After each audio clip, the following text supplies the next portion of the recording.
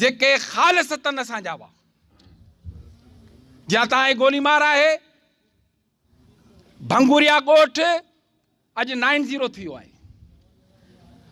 लालूअ जो खेट लियाकताबाद थी वियो आहे। असांजो जान मोहम्मद विलेज गोलीमार थी वियो आहे।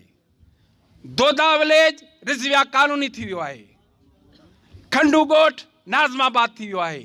ऐं अॼु ही अवां जूं ज़मीनियूं बहरा टाउन थी वियूं आहिनि।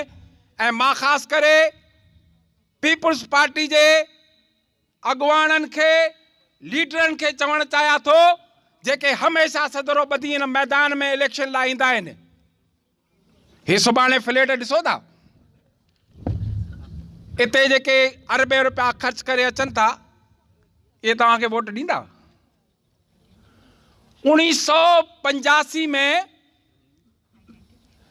लालू खेत इलियास ॻोठ खां वठी माड़ीपुर ताईं क़ौमी असेंबली जी सीट निज असां सिंधी बलोचन जी हिते दोस्त वेठा आहिनि, उहा असां खटी।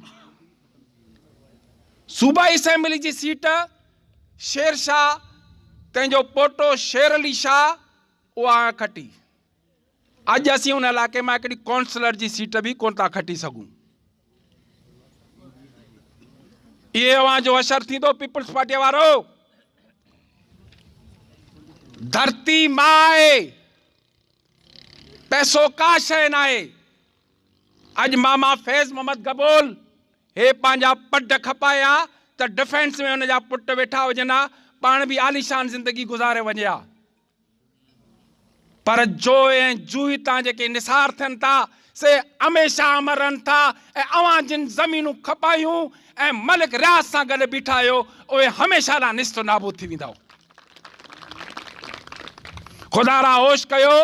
दोस्तनि चयो आहे त घटि ॻाल्हाइणो आहे, थोरो लिखणु घणो सम्झंदा। मैदान ते अचो।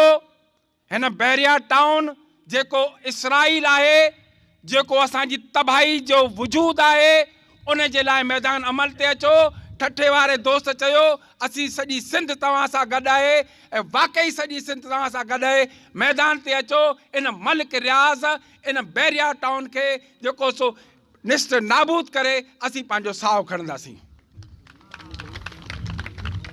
हिन चीज़ खे मामूली न सम्झो। अॼु जेके बिल्डिंगूं नज़र अचनि थियूं, उते वञी ॾिसो, को गबोल आहे, को जोखियो आहे?